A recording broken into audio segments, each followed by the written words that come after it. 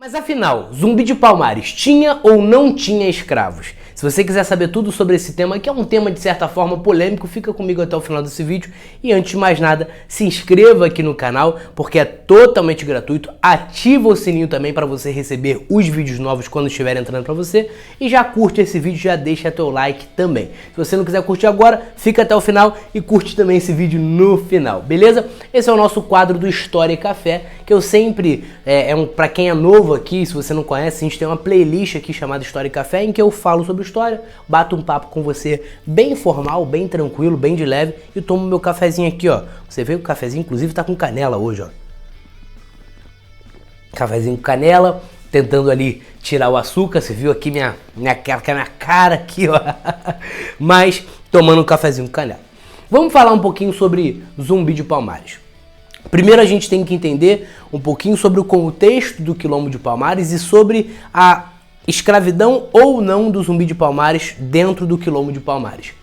A gente tem que ter muito cuidado com essa análise, porque essa análise ela pode invalidar algumas coisas, principalmente o movimento do Quilombo de Palmares. Sempre, no Dia da Consciência Negra, se levantam esses debates sobre a escravidão ou não de pessoas dentro do Quilombo de Palmares. E eu quero trazer para você aqui um debate, uma proposição de algo que é um pouco mais amplo, Não dá pra gente ser tão simplista nesse debate, que é algo muito profundo. Você precisa analisar o contexto, você precisa entender o que estava acontecendo. Vou tomar aqui meu café e vou botar aqui, ó, do meu lado, pá!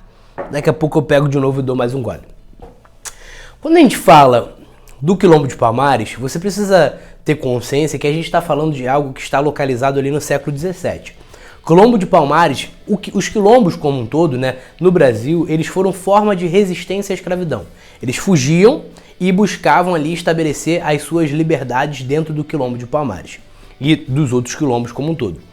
Na África, quilombo é referente a um lugar militarizado, a um lugar fortificado, e no Brasil ele ganha essa nova conjectura, ganha essa nova visão de um lugar que busca fugir da escravidão portuguesa, fugir da escravidão mercantilista e tudo mais, e quebrar com aquela realidade colonial. E você sabe que o Quilombo de Palmares, que era uma confederação de comunidades, que cada quilombo ali, como o quilombo de Acotirene, de Dambrabanga, o próprio Cerco Real do Macaco, que estavam dentro da comunidade, da Confederação de Comunidades do Quilombo de Palmares, eles possuíam autonomia, eles possuíam liberdade e eles possuíam vínculos entre si.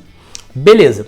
Só que a gente não pode deixar de considerar o seguinte: a gente tem esse costume de analisar muito as coisas do passado, muitos processos, com os nossos olhares, com a nossa perspectiva.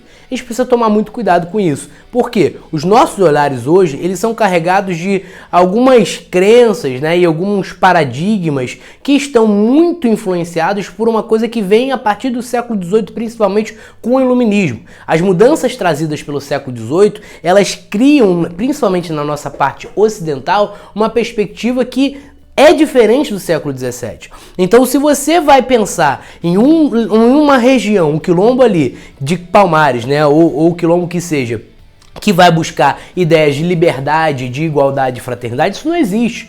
Esse conceito ele não existe. Quem está ali no Quilombo de Palmares não está querendo estabelecer uma liberdade, uma igualdade geral para todos. Isso tem que ter muito cuidado com relação a essa análise. Porque quando a gente fala de liberdade, quando a gente fala de igualdade, quando a gente fala dessa ideia de comunidade, de todos serem iguais, libertos, a gente está falando de uma proposta que vem a partir do século XVIII e que não era existente no século XVII. Então é claro que quando o quilombo ele se estrutura, se reproduzem realidades africanas, em que existe uma hierarquia, existe uma autoridade que está acima dos outros, existem pessoas que estão abaixo das outras. Era comum isso. Só que a gente não pode tentar invalidar o movimento que resistiu à escravidão, porque dentro desse movimento existia escravidão.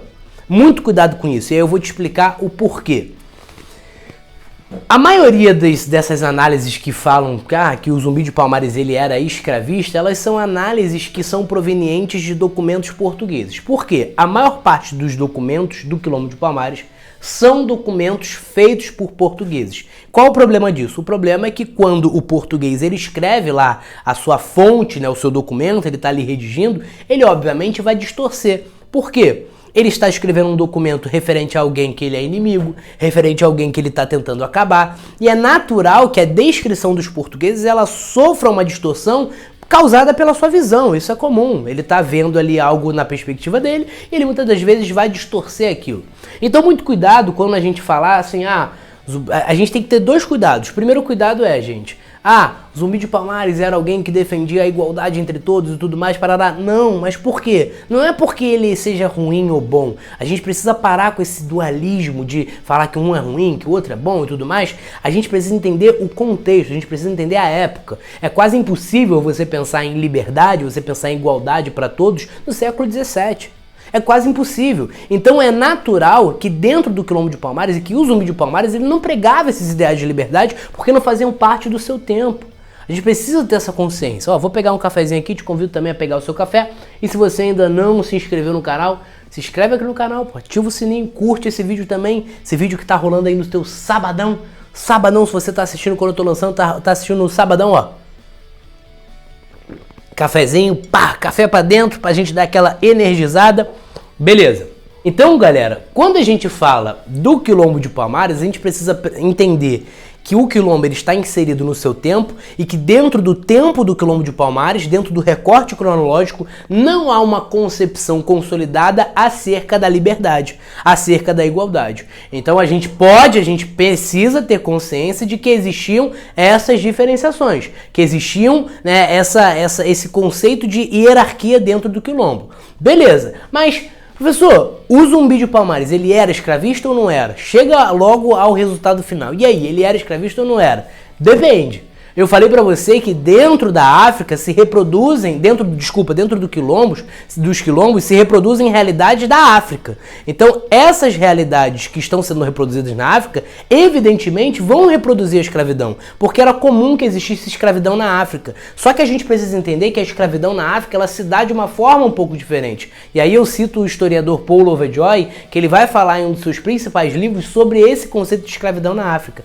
A escravidão na África, ela é uma escravidão de guerra. Era uma escravidão de linhagem. Existiam rivalidades tribais e quando essas guerras elas aconteciam, era comum que um ou outro, né, entrasse em guerra e parará e prendesse lá aqueles guerreiros, aqueles inimigos de outras tribos. E era comum que eles vendessem esses caras porque eles eram inimigos deles, né? Eles vendiam não porque eles são necessariamente ruins ou porque eles queriam ganhar dinheiro acima de tudo. Eles queriam vender porque eles eram inimigos e eles também estavam interessados nos produtos oferecidos pelos portugueses. Ofereciam fumo, ofereciam drogas do sertão, ofereciam cavalos, uma série de produtos são oferecidos ali pelos portugueses para os africanos. Então o que a gente passa a entender? É que dentro do contexto africano, a escravidão ela não é a base da mão de obra africana. Ela não é a base da mão de obra africana. A mão de obra africana ela não se estrutura a partir da escravidão. A economia africana não se estrutura a partir da escravidão, diferente da colônia brasileira. Na colônia brasileira, os escravos eles são as mãos e os pés dos engenhos. Então eles estruturam e eles sustentam os engenhos. Então acaba que a economia colonial ela é exclusivamente dependente da mão de obra escrava. É óbvio que tinha outras pessoas que produziam, mas majoritariamente da mão de obra escrava. Então o que a gente percebe? É que a prática mercantilista de tráfico de escravos, ela vai incentivar e vai fomentar a rivalidades entre tribos dentro da Europa. Então, dentro da África. Então o que a gente vai perceber, gente? É que dentro da África, as realidades com relação à escravidão, elas são realidades em que o cara que está sendo escravizado, ele não está sendo escravizado porque ele é visto como uma mercadoria, porque ele vai ser vendido, porque ele vai ser comercializado. Não, ele está sendo escravizado porque ele é um inimigo, porque ele é um rival. E é natural que o Zumbi de Palmares, quando estrutura o Quilombo de Palmares, ele reproduz essa realidade, ele tem ali também escravos de guerra. Fazia parte da cultura dele, entende? Fazia parte da cultura dele. Ele não tá ali comprando aquele escravo, ele não tá ali financiando, comprando, vendendo um escravo pro outro. Não. O objetivo do Zumbi de Palmares era naturalmente reproduzir uma realidade na qual ele estava inserido, na qual ele sempre viveu, que é uma realidade de guerra entre tribos, é uma realidade de rivalidade, em que a escravidão ela era utilizada como forma de guerra ou como forma de linhagem. Então o Paul Lovejoy ele vai analisar isso de maneira muito perfeita, porque ele vai mostrar o seguinte: a economia africana ela não não depende dessa escravidão, mas a economia colonial ela depende dessa escravidão. Zumbi de Palmares ele escraviza não porque ele quer comercializar, não é uma escravidão mercantilista, é uma escravidão de guerra e de linhagem que se reproduz no Quilombo de Palmares. Ou seja, o zumbi ele vai reproduzir uma realidade na qual ele sempre viveu. Só que a gente também pregar o conceito de ele defendia a igualdade para todos, a liberdade, não. E tá tudo bem que não, porque não era um conceito comum para a época. Ninguém estava ali debatendo avidamente sobre esse tema de liberdade, de igualdade. Então ele obviamente não está defendendo o fim da escravidão para todos. É óbvio que não, porque ele não está inserido ainda nessa realidade que vai vir principalmente com o século XVIII. Você entendeu? Tranquilo? Então, para acabar com a dúvida de uma vez por todas, Zumbi de Palmares ele era escravista? Ele era escravista segundo um conceito africano, que é diferente do conceito mercantilista. A escravidão mercantilista é uma escravidão brutal. O escravo de guerra, ele tinha um pouco mais de autonomia, né? Ele estava ali, ele estava como escravo até pagar as suas punições. Não era o escravo que ele vai ser vendido, que ele vai ser visto como um produto, como uma mercadoria, que era passado de um lugar para o outro, que era explorado absurdamente. Não, isso não acontece. Então, se você me perguntar se o Zumbi de Palmares ele era um cara que escravizava nos moldes mercantilistas, não. Mas se você me perguntar se ele escravizava nos moldes africanos, sim, o que é comum para sua época, porque ele reproduz uma realidade na qual ele estava inserido. Beleza, minha galera? Então, espero que você tenha curtido esse vídeo do História e Café. Já deixa seu like aqui, se inscreve no canal, ativa o sininho também, porque não vai te custar nada. Tamo junto, um abraço, minha galera. Tamo junto, um abraço.